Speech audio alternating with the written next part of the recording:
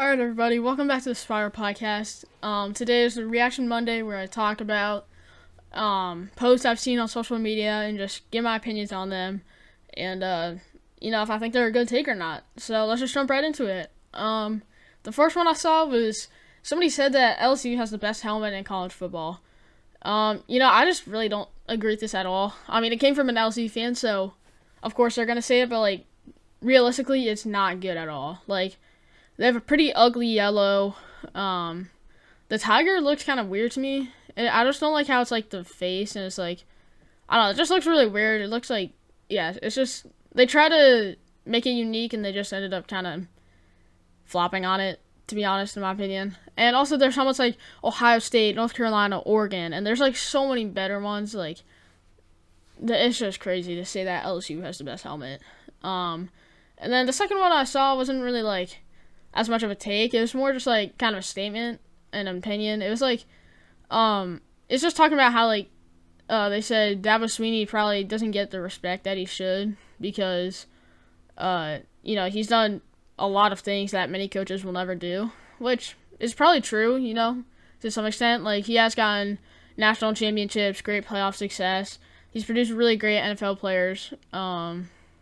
He's been probably one of the greatest coaches in the past maybe 10-ish years. So, he probably should get a little more respect. But I think one reason why he maybe doesn't is because he did lose 3 games last year, 2 or 3 games last year. So, you compare that to a coach that he gets compared with a lot, like Nick Saban. And although he's retired, he still led his team to the playoffs last year. And that's so impressive. So, I think that's maybe why he might not get as much, just because he did lose to Saban a few times, and also Saban was still able to get his team to the playoffs last year. I still think he is kind of a little bit overrated. I don't know. I just think for some reason he just isn't as good as he maybe should be sometimes. And I think that's just they always have super high expectations, and sometimes they don't deliver. And he beat Alabama a few times, but other than that, I don't know. He probably should get some more respect, but I don't think he deserves, a ton. But he still has done a lot of great things for Clemson, so I think he still deserves a lot of respect. And then the third one I saw was talking about the faster that Deion Sanders is removed from college football, the better, which I really agree with. Just because, he's just, he creates a bad environment for the people who, might not play that much or don't play at all. And, he thinks he's, such a great coach, even though he's not even that good of a coach. I don't know, his ego is, way higher than Nick Saban's or, just, all the great coaches. And he's way worse than probably, at least 20 coaches I can name off the top of my head. He talks all this crap on social media, even though he won 4 games last season, which is ridiculous. If you're going to talk so much crap, you better be able to back it up with your, statistics.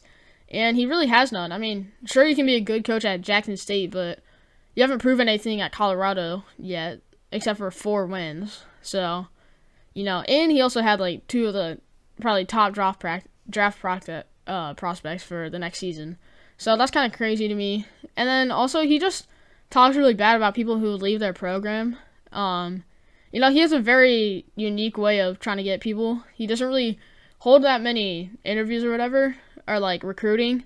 He just I don't know. He just thinks he has all the players in the world and he doesn't need any, which is probably not true because once his kids and Travis Hunter leave, their program might be poverty. So I don't know what he's gonna do. He's just a bad coach.